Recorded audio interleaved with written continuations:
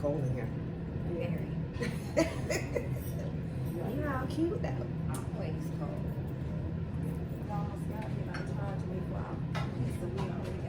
I was like, he is so. Listen, I was about to say, you can take that back. Right. I was looking at y'all faces. I had to think about that. Like, oh, we got to pay for these pizzas. You charge me to take it to my room? And listen, they don't put my car on hold too. Like, I was hesitant about that. I'm gonna need y'all. You two are the cheapest, richest people I have No, met in my life. listen, I need you to understand that I'm a budgeter.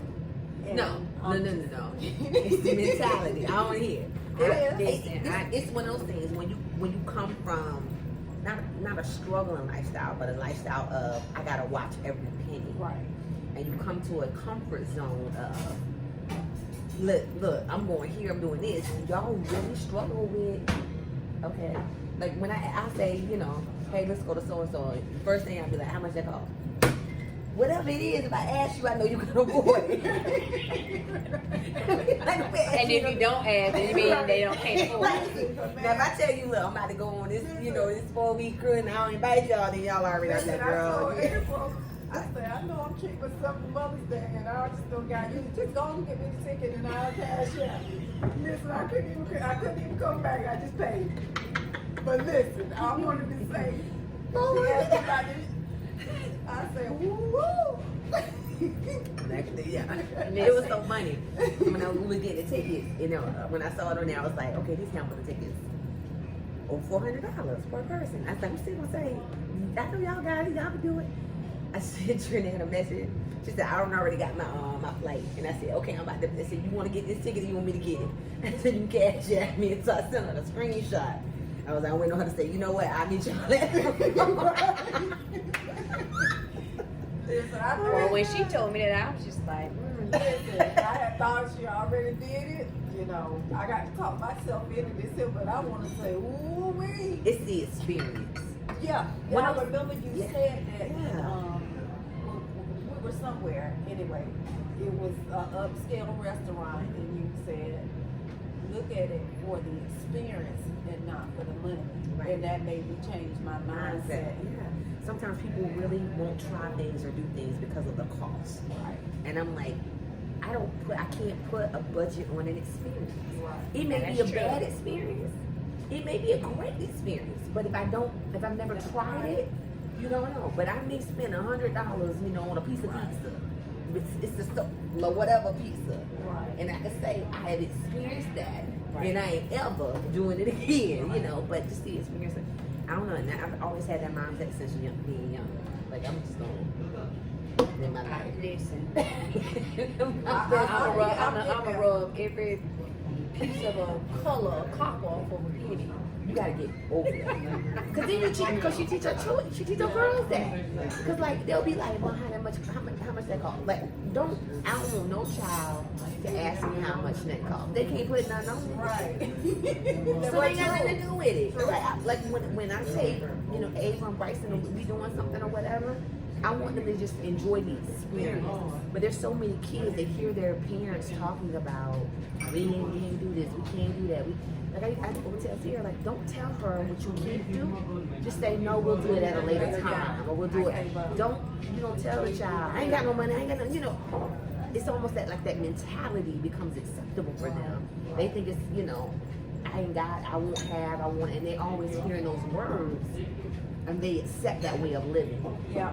Kaden does that. Yeah. He does that a lot, especially when it comes to spending his money. Right. Now, teaching them how to respect the dollar. Right. There's a difference. It's a difference. There's some things that you just don't waste money on. But even though I may say that to my children, my girls can tell you whenever there's something that they want, mama gonna get it. And mama gonna do what she needs I'm to not do to saying get that. it. I know they recognize that you won't always make it happen. I make it happen. But it shouldn't be the norm for them to be like, we want $1. And I'm like, your mama got more than $1. They be like, She's we quick. going to McDonald's. They be like, mama, can we get the dollar menu or can we get a Big Mac? I be like, And I turn around, I be like, you call your TT. You call me, she try you again. Y'all need to quit. Because I know her. But you know what? Kaylin ain't never had that man telling me, Mama, can I get a number 8? $10. Go eat, child. Right, he gonna eat. I ain't never get that food. Because I ain't food. And I mean, I've prayed and asked God to get me out of that. Is there a band coming? What is I that? don't know, but it just got Wow. Yeah, it's. I think what happens is as you transition from being married to single and being a total provider, you had to watch your cool, which made sense, and you did that, and you managed, for those couple of years fine. But now you're at a place of substance where income continues to come in. right. You have to be okay with that. Like I tell me right now, I'm living my best life. I'm gonna ride this thing to the wheels fall off. Right. I know if I ever had to be an employee, Right. I'm employee. Yeah. Right. But in the meantime, I'm going to enjoy this retirement life that I'm living. I'm going to enjoy the financial stability that I have. And even when I wasn't where I am now, even as a young, listen, I had a timeshare at 23, baby. Don't get it. Listen, I'm traveling. Now I will say that about her, Earica. You have always taught, like when you go on vacations, just enjoy. Plan to do stuff. Yeah. Don't go on vacation sitting in the house and stuff like that. So And that's what thing I noticed about you and brother-in-law.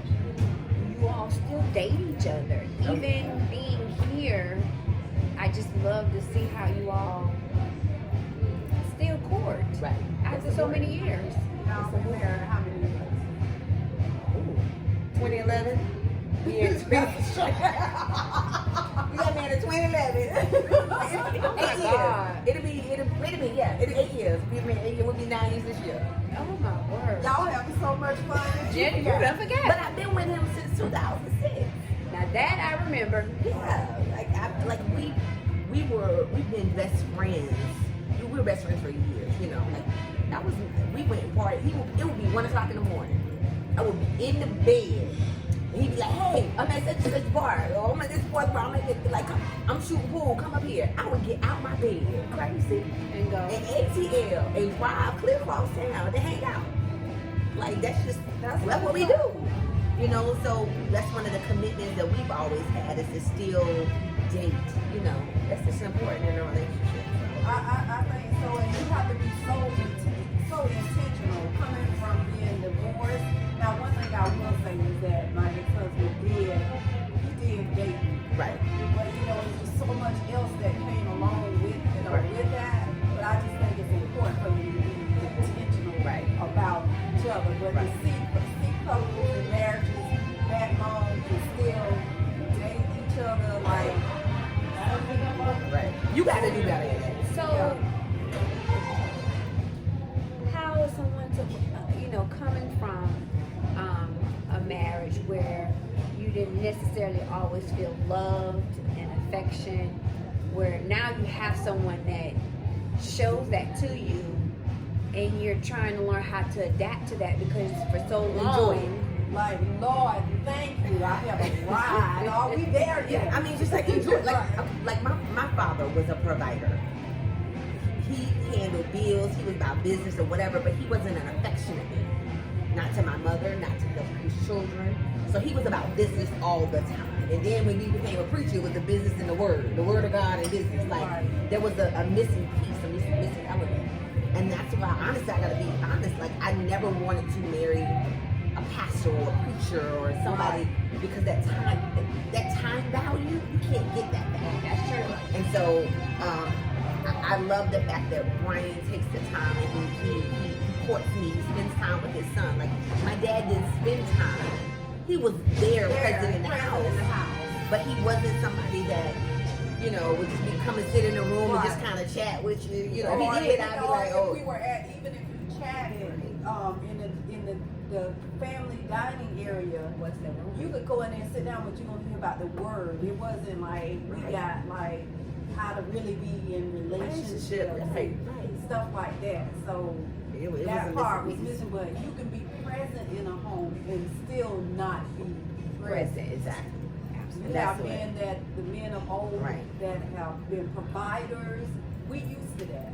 You know, we came up with, my dad was a provider, my goddad was a provider. They were the men of their home. Right. But can I really say far as seeing like loving relationships where they dated each other? Right. They did life and lived according to what the words say. Right. How your house should be. Right, exactly. But outside of that, and I think that had a lot of effect on our relationships. Right. Younger, growing up, and how we were acting with men and what we accepted as okay, when really it wasn't okay. It's not okay to stay in an abusive relationship. And I'm not talking about just physical. I'm talking about verbal. Right. Verbal. Because so when you can do verbal abuse in a way where you might not be getting cussed out every day, but you're not being built up as a woman either. And emotional. Right. If you ignore it every day. Right. Like, I ain't gonna stay in my house with nobody ignoring me, acting like I'm irrelevant. Right. And you become numb to it because you think that's the norm. Right. But in our community and in society, and in the, you know, some Christian values teach you, girl, just stay and pray. Right. That is true. Stay and pray. You know, follow time and get him. Yeah. I'm not gonna wait for somebody. I literally saw my mother in a voided relationship. Like, I never saw my dad just tickle her and giggle and make her feel, you know, he paid the bills, but that time value. And then after my father passed and she married her high school sweetheart, like, to see her giggle. Yes, girl, put your foot up. Right. Spin around and, you know, to dance with it, just show, and, you know, that, when I saw that, that's when I was able to accept him. Because I said, you know, I see that he loves my mother. Yeah. And I had never seen that before. Like, I saw, okay, daddy paid the bills, but this man right here, listen. I loved it. Wearing the jeans and the Right. When I saw her in a pair of jeans, I was like, wait a minute. Put them tight on. I was like, yes, Earica, you know. But I think seeing that, that's one thing I thank God for Mr. Marvin, because I think he came in where we can see, like, man, you're supposed to have fun in a relationship. Exactly. Even though they were older, to see life see her living life finally. Right. You know, instead of just settling. Settling. You know, you settle. And a lot of people get into those relationships and it becomes the norm for them. Yeah. You know, it literally becomes, oh, girl, it just is what it is. You know, I hear people say that all the time. That is not acceptable. Like, God did not create us to be miserable. He didn't create us to be broke.